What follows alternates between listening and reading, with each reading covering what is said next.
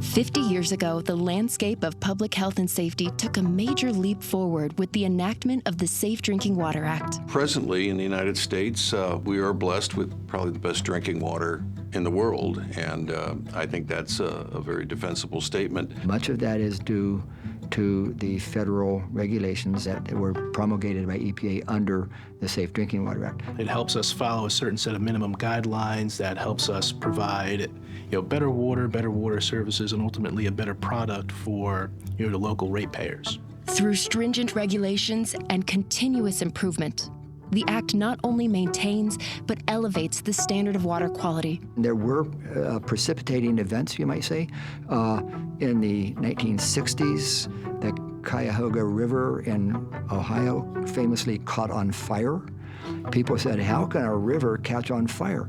The answer is that it was so full of flammable chemicals that it literally burned. The river burned, and that got a lot of people's attention. This environmental awakening sparked a nationwide outcry, leading to decisive legislative action aimed at safeguarding the nation's waters. People had finally, I think, had enough. And so the first step was the Clean Water Act of 1972, which regulated the discharge of these contaminants to watercourses.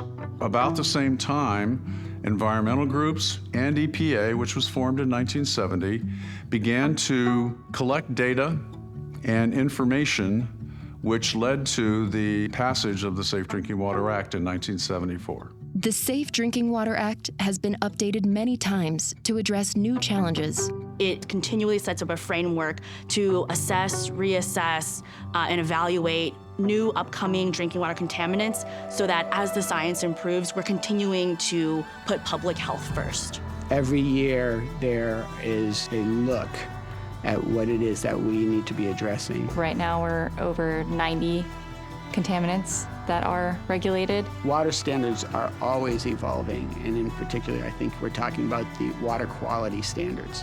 Today, we're up against new challenges like never before. Things like emerging contaminants and the effects of climate change. Now that the scientific community has the ability to detect these compounds at very low concentrations, now that gets reported to the public, and there's an expectation by some of our customers, not all, that everything should be zero.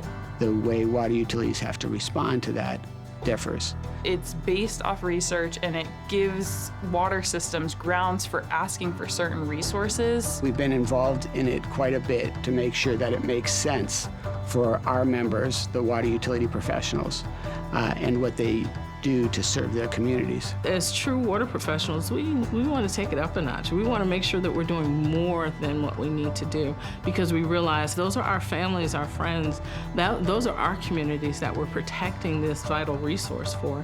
As we move forward, our commitment to water safety and public health pushes us towards more sustainable and resilient ways to manage water. We need to be ready to react to these new and up-and-coming challenges. Thanks to water treatment professionals who go into the profession today. They do it because they have a calling to public service, and God bless them. Having access to drinking water, sanitation, and hygiene is a basic human need.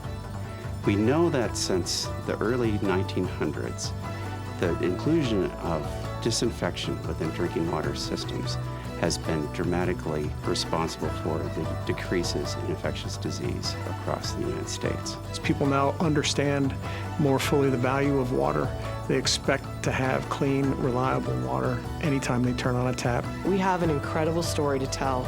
There is science, there's innovation, there's engineering in every glass of water you produce.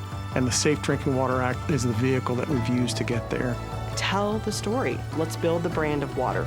Being a part of the water sector for the last 25 years, I think the most significant change I've seen around the Safe Drinking Water Act is the publicity that we have, the presence that we have in the world.